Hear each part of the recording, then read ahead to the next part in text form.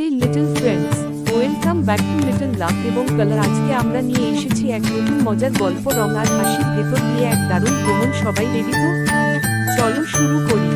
একটা ছোট্ট গ্রাম। গ্রামের শেষ মাথায় একটা খড়ের ঘরে থাকতেন হালিমা চাচা।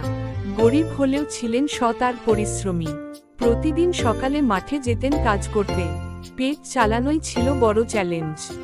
আজও কিছুই বেশি হলো না রে জামাল, কিন্তু চিন্তা করিস না, তোর লেখাপড়ার খরচ আমি দিয়া দিব।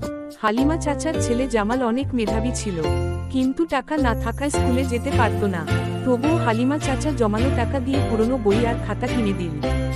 তুই পড়, তুই মাস্টার হবি। আমি গরিব বাবা, কিন্তু তোকে নিয়ে গর্ব করব। একদিন মাঠে কাজ করতে করতে হালিমা চাচা একটা থলে পেলেন। থলেতে অনেক টাকা। মানুষজন বলল, হালিমা ভাই, আপনি এই টাকাগুলো রাখেন, আপনি তো গরিব মানুষ। না ভাই, এটা আমার না, আমি এটা জমিদার সাহেবের বাড়ি পৌঁছে দিব। তিনি টাকাগুলো জমিদার সাহেবের হাতে দিয়ে দিলেন।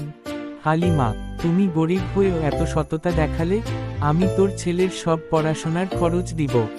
5 বছর পর জামাল এখন গ্রামের স্কুলের মাস্টার। সাদা পাঞ্জাবি আর খাতা হাতে সে ছোট ছোট ছেলেমেয়েদের শেখায়। হালিমা চাচা পাশে দাঁড়িয়ে হাসছেন। আমার ছেলেটা এখন মাস্টার, আমার স্বপ্ন সত্যি হয়েছে। সৎ কাজের ফল একদিন না একদিন ঠিকই আসে। শিক্ষা আর সততা গরিবেরও সবচেয়ে বড় শক্তি।